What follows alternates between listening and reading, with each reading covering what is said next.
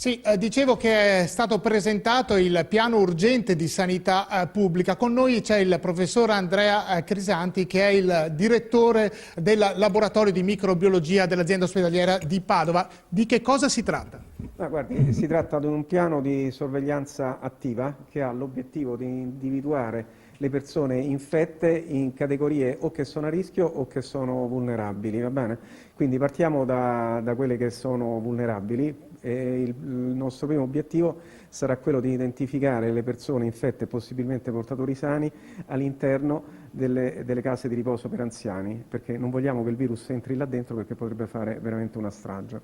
Dopodiché vogliamo identificare il virus in persone potenzialmente esposte al contagio, quindi tutte le persone che hanno molto a che fare con il pubblico, per esempio le cassiere dei supermarket, i medici di base, i postini, le persone che hanno negli uffici pubblici sono continuamente in contatto per la loro professione col pubblico. E poi vogliamo fare un piano di sorveglianza attiva sul territorio, cioè andare a casa delle persone che telefonando alle unità sanitarie locali accusano di avere sintomi, in cerchi via via sempre più allargati cercheremo di identificare laddove si nasconde il virus, quindi tra i parenti, primo cerchio, tra gli amici e tra i vicini. Quindi non si tratta, come è stato più spesso detto, di tamponi a tappeto, perché lo utilizza chi vuol svelire il significato epidemiologico e scientifico di questa operazione, perché un'epidemia si controlla con 3 strumenti.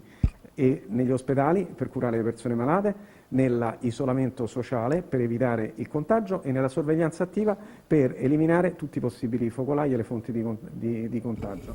Perché è così importante individuare gli asintomatici? Perché come abbiamo dimostrato a Vo, gli asintomatici rappresentano una frazione molto importante degli infetti, sono in grado di trasmettere la malattia e purtroppo non sono riconoscibili perché non avendo sintomi pensano di stare bene e pensano di avere, si muovono molto di più e quindi sono una fonte di contagio sicuramente importante. Quali sono i risultati che vi attendete da questo campionamento? Guardi, noi ci attendiamo di identificare più persone possibili, quindi la misura del successo di questa iniziativa si misurerà con un aumento del numero dei positivi, perché noi vogliamo scavare sotto questa piramide di casi che sono nascosti, e progressivamente una diminuzione delle persone ricoverate e delle persone in terapia intensiva. Tanto più ne troviamo, tanto minori saranno le persone ricoverate e tanto minori saranno le persone in terapia intensiva, fino a che troviamo un punto di flessione in cui dovremo incominciare a trovare anche meno positivi. Quanto tempo ci vorrà per avere qualche risultato e quanti tamponi pensate di riuscire a fare?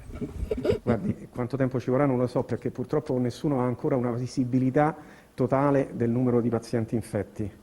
E quello che possiamo dire è che la Regione ci ha dato come obiettivo quello di raddoppiare la capacità di tamponi del Veneto da circa 4.000 a 10.000 in una settimana e poi a fine mese di portarli a 20.000. Chiaramente è un compito importante, difficile, anche perché non dipende tanto dalla nostra capacità, ma dipende tanto dalla disposizione della strumentazione. L'università, il rettore, il professor Rizzuto dell'Università di Padova ha chiesto a tutti i laboratori di mettere a disposizione le macchine, vedremo se queste saranno adatte all'uso, ci sarà un'azione di coordinamento tra tutti i laboratori di microbiologia della Regione Veneto, quindi adesso diventa un problema logistico fondamentalmente.